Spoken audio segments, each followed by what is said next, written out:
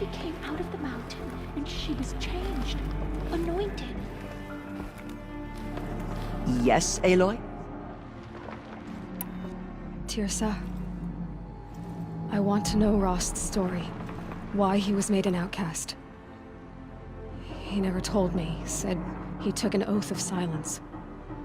What did he do? Oh. Yes, that. What crime did he commit? I will tell you if you wish. But it is a long story. Are you sure you want to hear it now? Of course I want to hear it. Tell me.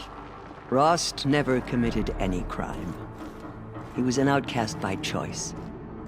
What? What do you mean?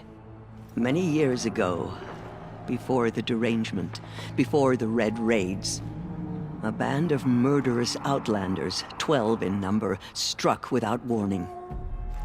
At Mother's Vigil, they took hostages, and then pressed on, headed for Devil's Thirst.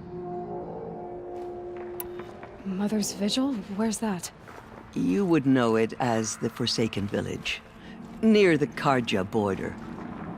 But at the time, many families lived there. Rost's was one of them.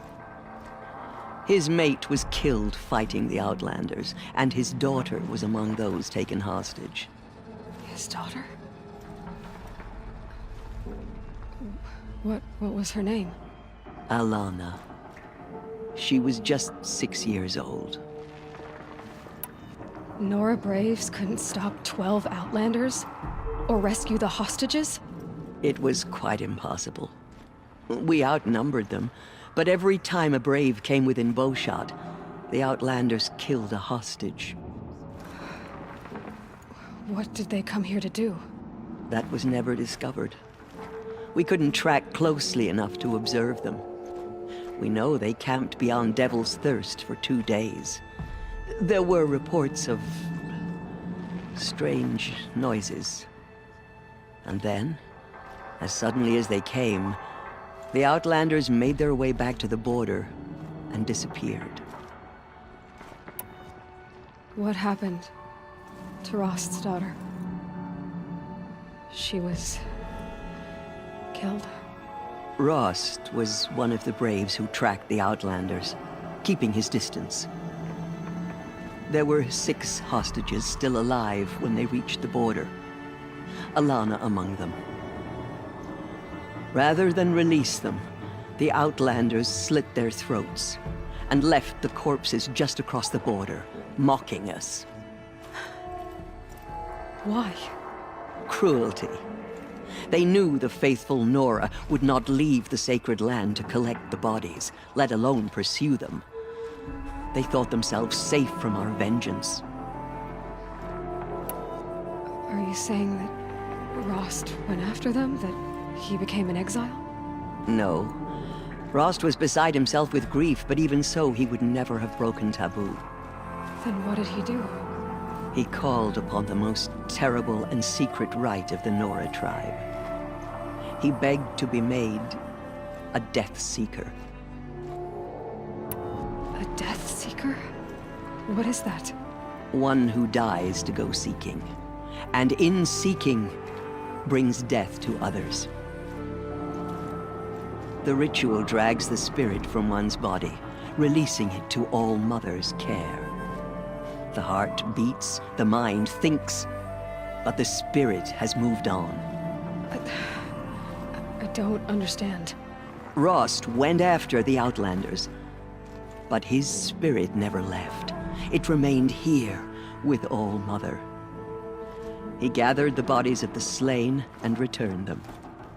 And then he set out in pursuit, not as an exile, but a weapon of vengeance. A barbed arrow shot from a bow, never to return. But Rost did return. Yes. A full year later, and terribly wounded. He collapsed at the border of the sacred land. A hunting party came upon him. He was delirious, in agony. By law, he should have died where he lay. But one of the hunters broke taboo, and reaching across the border, she dragged him to our side. Who was she? A brave who'd lost a mate and 2 sons to the very outlanders that Rost pursued. So, Rost never finished his mission. To the contrary, he killed all 12. Tracked them to disparate places the world over, he said. Meridian, Ban-Ur, the Claim, Utaru Land, further even, into the Forbidden West. The last he killed nearly got the best of him. Wounded, he stumbled and crawled back to us, hoping to die as close to the sacred land as he could. He never expected nor asked to be dragged across the border and nursed back to health. That was done to him, leaving us, the matriarchs, in a difficult position. Why couldn't you just welcome him back? Rost had been made a Death Seeker, Aloy. He no longer had any place among the tribe. By law, he should have been driven back out. But we couldn't bring ourselves to do that, so we offered a compromise. You made him an outcast. Yes. We offered to do so on the condition he never speak to anyone of this exception. After all he did, all he suffered, to be declared an outcast was his reward. Rost was overjoyed. He never expected to live another day in the sacred land, let alone the embrace, so close to the goddess. He resolved to spend the rest of his days in solitude, and was happy to do so. But then you found me, and gave me to him. Yes. Another compromise. The matriarchs feared you, and would not let you be raised by the tribe. And so we turned to Rost. I knew that he would take care of you, bring you up, teach you to worship All-Mother and respect the ways of the tribe. He certainly tried anyway. You took a man who'd lost his daughter and made him raise an infant girl? Doesn't that strike you as callous? I'm inclined to think the course of events has shown the wisdom of our choice.